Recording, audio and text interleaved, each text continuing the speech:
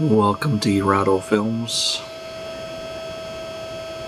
Today is July 7th of 2024, and there's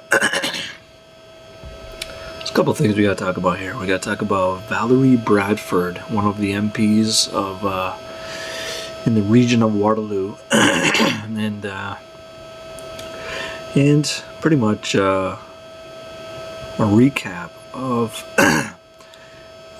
the University of Waterloo's Occupy encampment, which has come to a conclusion.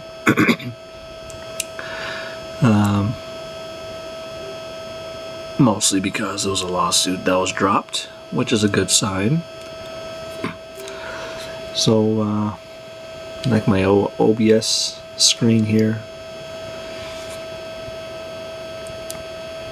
Let's take a look at what we saw today, what we experienced today at the encampment. They had a press conference, and pretty much, I think I have it open. What am I doing? There we go.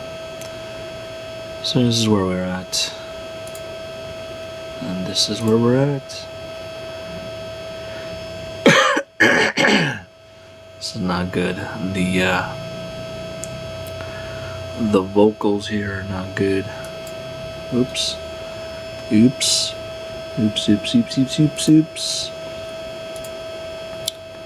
So let's start right here, man.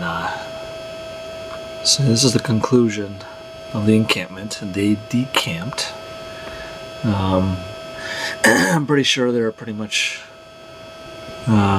cleared out the encampment by this moment. I departed the encampment about 3 hours ago in relative time to now. So start right off, man.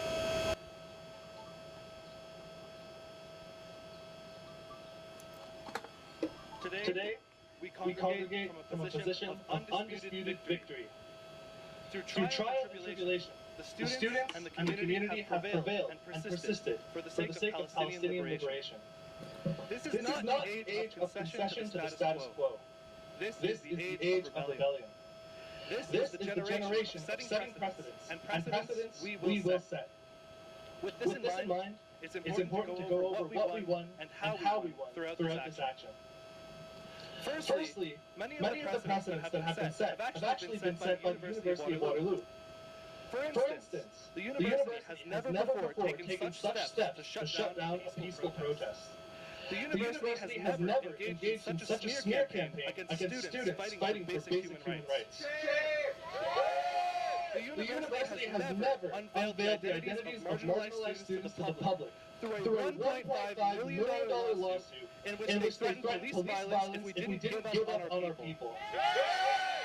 These tactics are historically used in service of imperialism, and after all, we live in an imperial state. The university had the gall to engage in active political suppression of a decolonial movement while it itself is on the halting track. A land that has been granted to the Six Nations in the 1700s and is being contested in an active 29-year litigation. They have made us unsafe with their mischaracterization of our movement, enabling antagonists to engage in violence against us, while attempting to intimidate us with police presence and surveillance. This can only be understood as anti-Palestinian racism, a term which the university still refuses to officially acknowledge. The university recklessly displayed an overt abuse of power in trying to make us afraid to exercise free expression by means of suing us. They have used our own tuition dollars to pay exorbitant legal fees just to silence us. This is supposed to be an institute of higher learning, a place where people go to read and understand the contributions of the giants on whose shoulders we stand. But the moment we try to apply in practice the teachings we've been given, we are suppressed, demonized, and attacked by the university. Through these actions, as well as the consistent bad faith they have been operating with from the start, They have tipped their hand and showed their true colors for all to see in their defense of their contributions to genocide. But we will not tolerate it. This is not acceptable to us, the students who stand on the right side of history.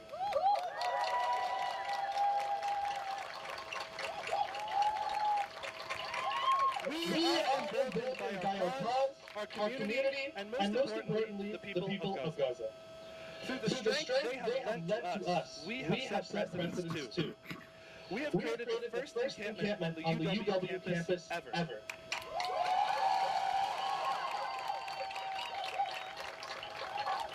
We have never seen this level of awareness, support, and mobilization around Palestinian liberation on our campus.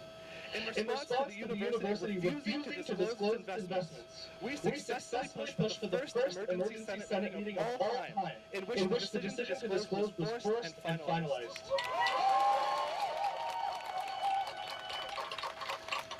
The faculty, staff, students, and the community at large have become irrevocably united. And we have kept each other safe through the aggression that the university has enabled and enacted. The insurmountable pressure that we together have placed has forced this multi-billion-dollar institution to drop their lawsuit against us and all charges associated.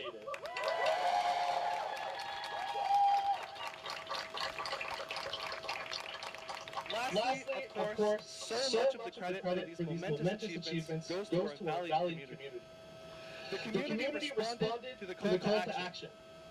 Through email campaigns, phone zaps, and fundraising, the people have spoken up against this institution and provided much-needed pressure. The community has helped call out the university for what it is and has demonstrated that we stand united for Palestinian liberation.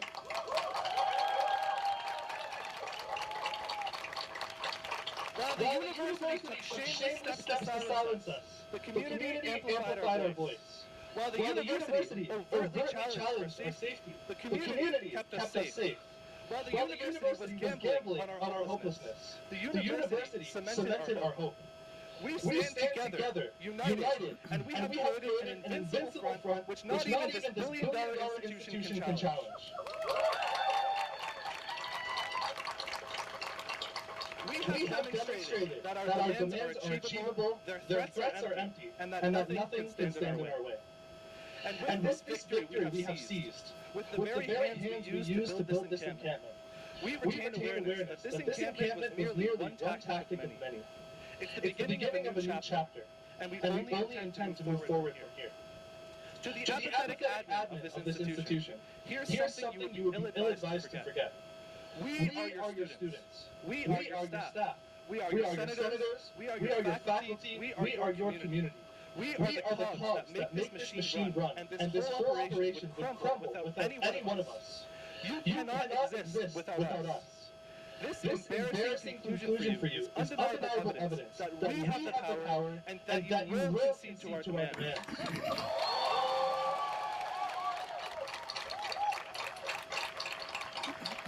This is just one step of many. We will continue to organize, and we will continue to fight.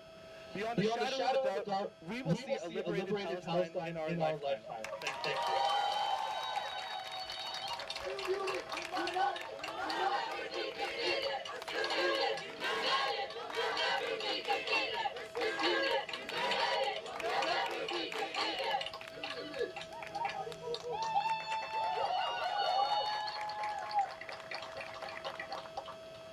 The students of this encampment, peace that this campus has never seen.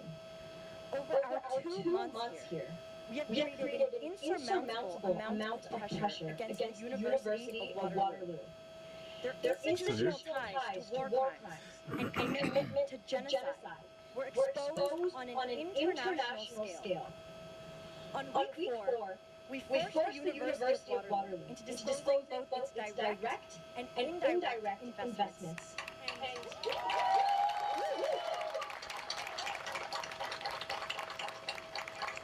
And in doing so, exposed the web of connections to the terrorist state of Israel. The university's cover is blown. We now know that UW has investments in Israeli weapons manufacturers like Elbit Systems as well as arms companies like Base Systems and Saffron. Waterloo can no longer defend its complicity with the excuse of principled neutrality. We know, the UW community, that these principles include funding the deaths of students in Palestine. They include attempts to suppress freedom of expression on their own campus and threats of police violence against their own students as a means to end any dissent. We have forced UW to reveal their hand. Our strategies moving forward will take advantage of their concession and use it to strengthen our movement. We will enact our tactics with precision so that we can cut through UW's ties one by one.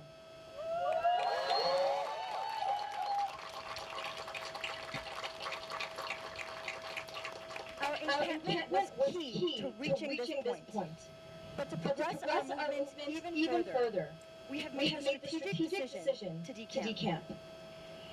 Now that we understand the university's weaknesses, we can redirect our resources and increase actions for Gaza in more targeted ways. The encampment is a tactic in our struggle, one that has fortified our movement for liberation and acted as a stepping stool for all our achievements to come.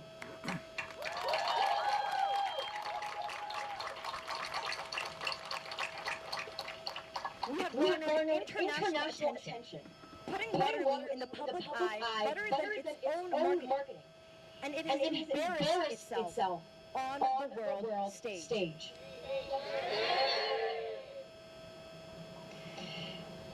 We have raised the political consciousness of the students as a whole. We have mobilized clubs, MPs, faculty, and staff for Palestinian liberation. We have set the spotlight on Gaza, as has always been our goal. The university hoped to suppress us, to make an example out of our encampment.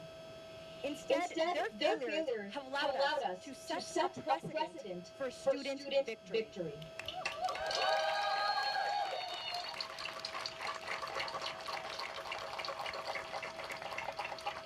They're afraid of their own students for having exposed their complicity to the world. The university's fear of peaceful protest is only fuel to the fire of our struggle. Their failed attempt to put out this flame shows us the power that it holds for change. We have gotten a taste of UW's cowardice, and we will keep protesting. Keep pushing until the administration concedes.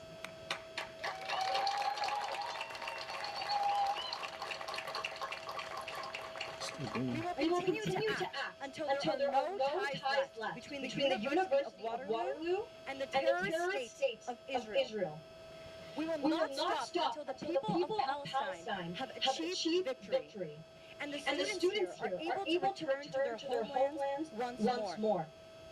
The encampment is just one tactic, and we have many more at our disposal. We will use every single one of them until Waterloo meets our demands.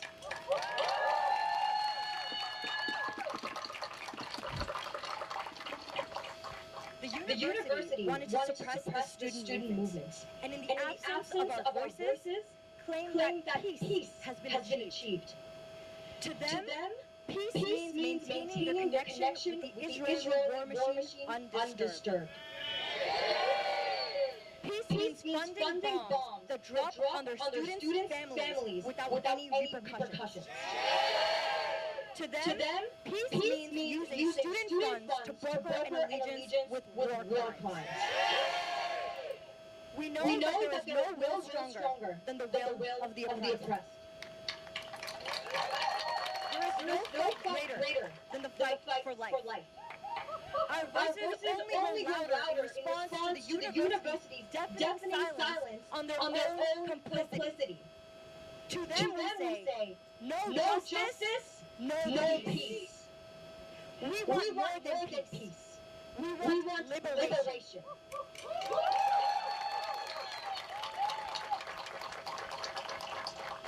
This fight does not start or end at this encampment. Generations of Palestinians have carried the torch for 76 years before us, and we will continue to carry it farther. The people of Gaza are our compass, and for them, we will continue to act. It is their example we will continue to follow. The University of Waterloo will be forced to reckon with the power of our collective student voice. They will be forced to boycott and divest. This is a long fight, and we are one victory closer to winning. Thank you.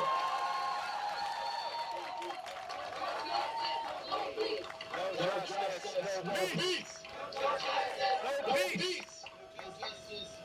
No peace. Today marks a new stage of the struggle. Not an end by any means, but many new beginnings. We're coming together with student clubs to push towards our demands in a much more targeted way, with the community abroad, with unions, students, professors, and citizens. But our actions have always been ones that have been guided by the resistance and the strength of the people in Gaza. For over 76 years of oppression and now genocide are too plain in our minds to remotely think that the way we resist ends here today. Their tenacity and bravery inspire our own, and the sacrifice they endure hourly is unimaginable. Next. We are here not conveying an abstract sentiment. As we have been saying for months, we are in the midst of a genocide. Our determination is led to us by the unshakable conviction of the Palestinians fighting for survival. Glory to our martyrs.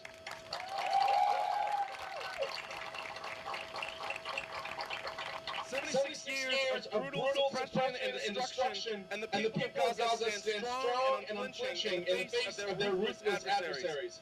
From them, we will draw our strength to fight for liberation and the end of the university's complicity in their genocide. Through its $1.5 million lawsuit, UW tried to distract us and turn our attention. To distract us and turn our attention and resources away from fighting for our cause. They tried to drown us in a racist colonial structure entrenched in the suffering of the colonized people. Shame! The same system that prioritized property laws over the right to freedom of expression at the University of Toronto. Shame! But we all know too well that these are tactics that UW deploys to try and limit our ability to fight for what we are truly here for, Palestine and the people of Gaza. Our commitment to ending this genocide, we refuse the university's attempt to distract from our demands. We are clear in our objective. We will end UW's complicity in the oppression of the Palestinian people. In our joint effort, we were able to successfully force the University of Waterloo to withdraw both its injunction and its lawsuit.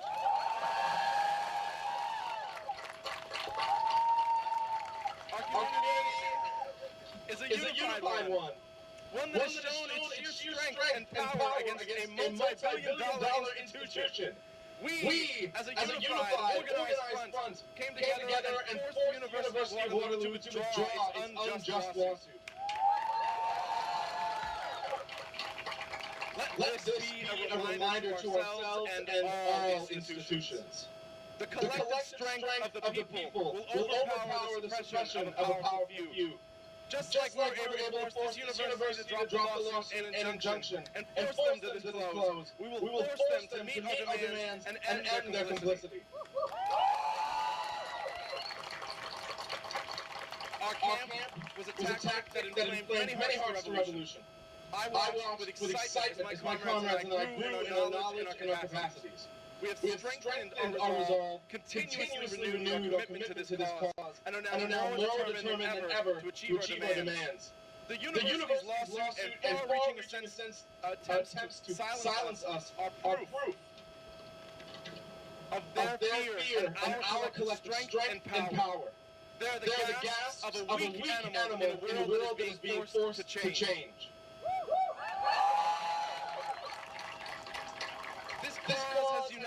entire region towards a common goal, has united student bodies across the world, has challenged the institution in a way that has never been seen here before.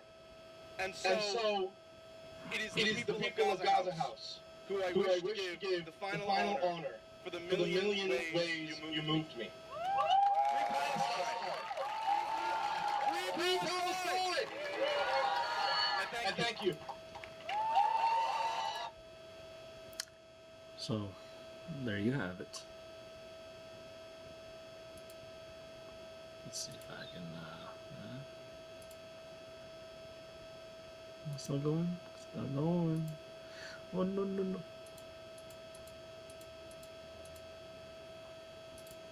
Oh.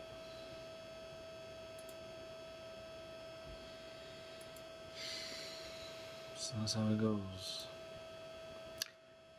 So this encampment has now concluded. As I said, they're going to regroup and reorganize and put pressure on those who, you know, need to do the right thing. Let's carry on here. So, you know, remember this, man. This is for the memories. So it's quite tragic that there's really no actual ceasefire. There's no real attempt to stop the killing of innocent children, men and women, especially men. No? So these are the memories of the Waterloo encampment. I actually want to say thank you to them for allowing me to come and document this unfortunate stance that we have to take, you know. I mean, on a good day we would want everybody in this world to be free and living peacefully. You know, you wouldn't have this encampment if Palestine was free. So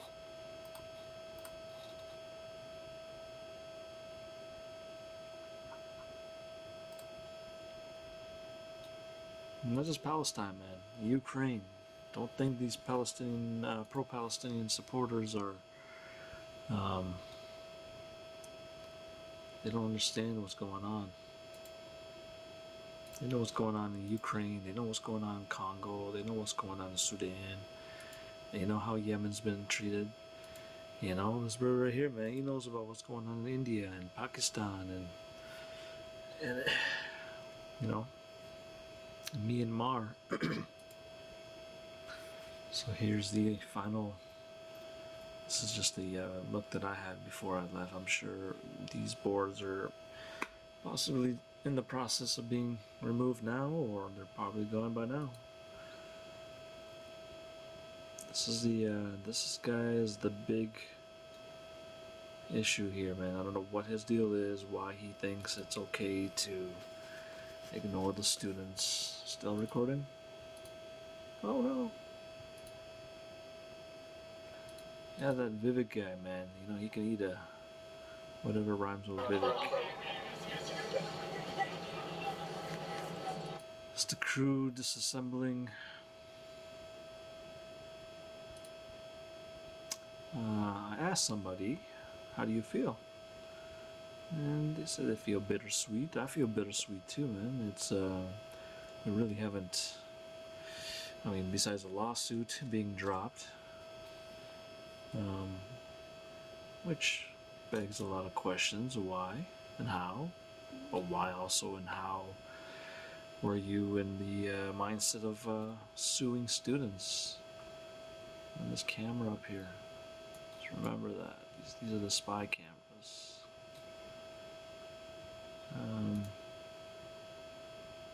So they're taking down their tents and carrying on. Like I said, they gotta re-strategize, regroup, reorganize. Rewind. That's how we do this again, alright? It cut off, buddy. Here we go. Some great news. Right, so as we sort of mentioned in the press conference, we have come to an agreement with the university. We have forced them to withdraw their lawsuit, which frankly was an absurd abuse of power. They threatened us with police violence if we capitulate to a $1.5 million lawsuit and give up our right to protest. I think that's disgusting and shameful. I think the community by and large agrees. And we're now re-strategizing and taking a step forward into new avenues of protest. Well, I don't know how specific that is. You know, it depends on context. But the encampment is one tactic of many. People misunderstand the encampment. I think a lot of people think that, you know, Palestine liberation begins and ends with this encampment. This encampment is an action. It's a tactic. It's only one thing of many. And frankly, it didn't take an absurd amount of mobilization to do. With the amount of community support that we've gotten, and mobilization and awareness that we've gotten, imagine the tactics that we can do in the future. Also heard that you guys are camping? Yes. Yes. Not allowed to discuss the terms of the deal because I signed an NDA. But what I can say is that we are decamping. We feel that we need to do a restrategization, especially in light of a few of the weapons manufacturers contributing to genocide that we have uncovered through disclosure. We feel that now we know more accurately where to target the university and how to strategize around that. So we're going to strategize and mobilize, but Palestinian advocacy has not ended here. Well,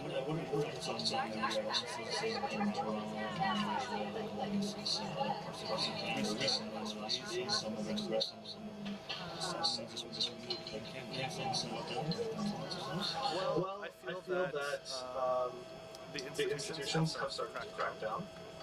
They started to limit people's freedoms. There was the Cohen decision with the UT injunction. I feel, and many lawyers that I know feel that this was an incorrect decision and should be appealed. We have charter rights. We have the right to freedom of expression. This cannot be limited by a pseudo-public institution like a university. You get the idea, right? So, like I said, man, I just want to say thank you to them for letting me record. I think it's important. Everybody's got their phones and cameras, and yeah, just it's bittersweet for sure because I think the main issue is still not resolved, and we can all see day in and day out people are dying, still dying, man. And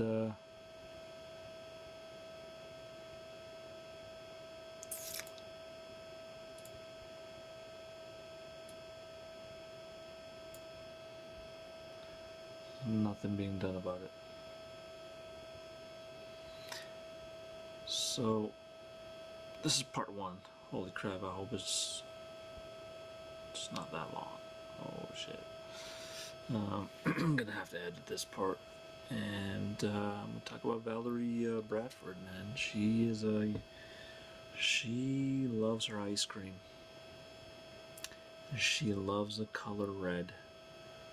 So that's like a weird thing with the liberals in any political party, when they just like go hardcore on their red and their orange and their green and their, it's like gang colors, man. What the hell? But she turned her back on the peoples, and I'll talk about that in the next little clip here. Try to make it shorter, and yeah. So that's how it goes with the University of Waterloo decampment, dropped lawsuit, and re-strategizing. I look forward to capturing their next steps, and maybe hopefully before they even get to the next steps, the world will come to their senses and especially our country here, Canada, and some of the other ones, they come to their senses and really get strict on Israel and really somehow stop them from killing any more innocent people, man. It's not gonna stop. We're dealing with pure evil here, and the world is, the people in power are still not gonna register with it. And there's something going on psychologically. Yeah, man. So, peace to the Middle East, free Palestine.